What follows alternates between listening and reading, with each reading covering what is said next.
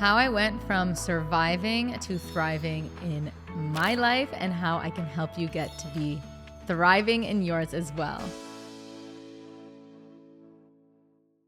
Hi guys, if you're new here, I'm Rebecca, your self-development sis, and welcome to my YouTube channel where you can find little digestible doses of self-development content. For this series, I'm going to be diving deep on a surviving to thriving and how each area of my life I've been so intentional about getting to a place where I truly feel like I can say that that area of my life is thriving. And if it's not yet, I'm on the path to it and I will be damn sure to getting there.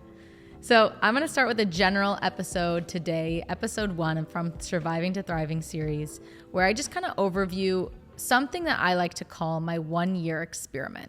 And this was in 2020. I went from being quite literally depressed, just got broken up with by my boyfriend of 4 years. I was extremely lost and confused. I was living at home with my parents. It was COVID time. I was isolated, obviously, by myself. And as someone who's so constantly used to being around people, I was in college, I was doing things. It was the first time in my life where I actually had to go inward and be introspective and take a look at what I liked about my life and what I didn't, and how I could and how much I needed to change that. So I went from a time where truly felt so lost and hopeless, and honestly just overall not excited about life. I felt like life was happening to me and not for me.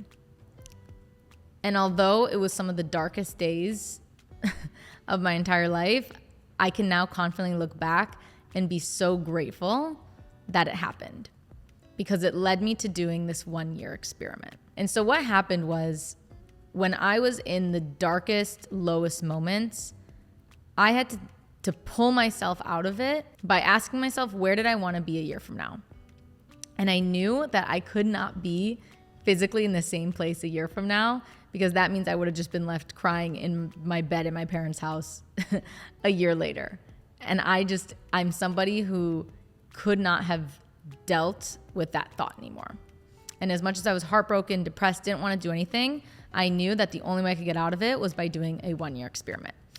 So I told myself, and I actually got this idea from Manifestation Babe, this girl that I followed and listened to so much that helped me get out of these dark days.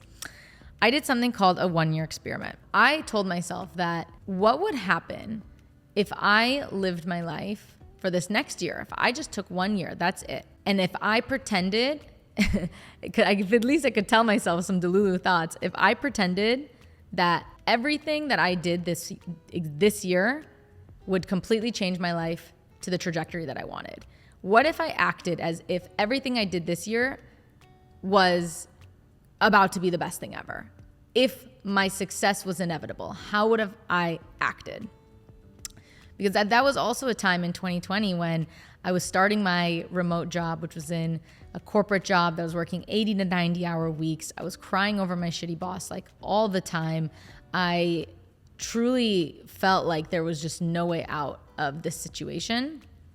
While I was starting my socials around the same time, I knew that I had to create some sort of delulu thoughts within myself. So I started to act as if everything I did was leading me to the best place possible, and that my success was inevitable no matter what.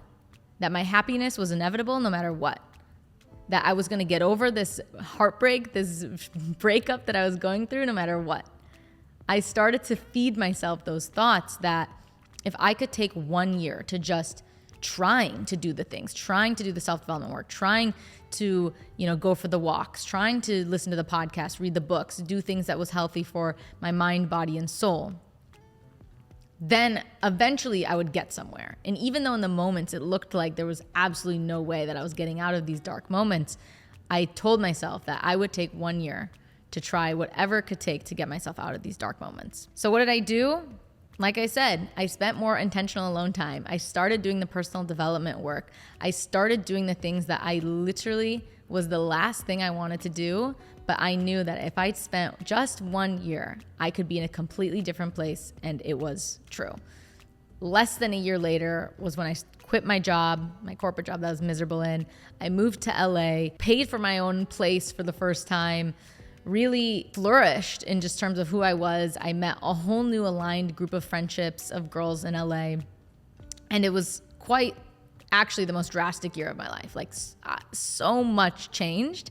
And I want to give you a few tips on how you can get to that place as well. If you're somebody watching right now who feels like in the deepest, darkest moments that you just don't know how you're going to get out of it, let me help you, because I've been there and I guarantee you that you might be getting out of it quicker than you think. So number one, obviously, if you feel like this right now, try making a 1-year experiment with yourself like I did in those moments in 2020. Because from 2020 to 2021, it was like night and day.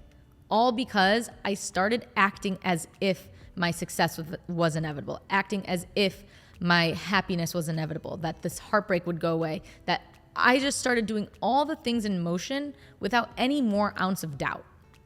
Because the thing is that we hold ourselves back so easily when we want to do anything that's good for ourselves, because the ego and the subconscious mind will try to keep us safe and tries giving us doubts and fears that are irrational and come out of nowhere, but will actually help you get to the places you want to go. So you need to start feeding yourself with these Delulu thoughts. Give yourself 1 year to just act as if whatever it is that you're desiring is inevitable, and it will be inevitable. Watch what happens in 1 year. Number 2, spend more intentional alone time. The best thing that I did during this year, even though it was so painful for me in the moment and I did not want to do it, was spending real quality time alone to look within and see what inner demons I had to battle, see what things I was pushing down that I really had to face, the way I acted in my previous relationship and how it led to the breakup, and how I didn't want to bring that into my next relationship, and I didn't want to be that person anymore.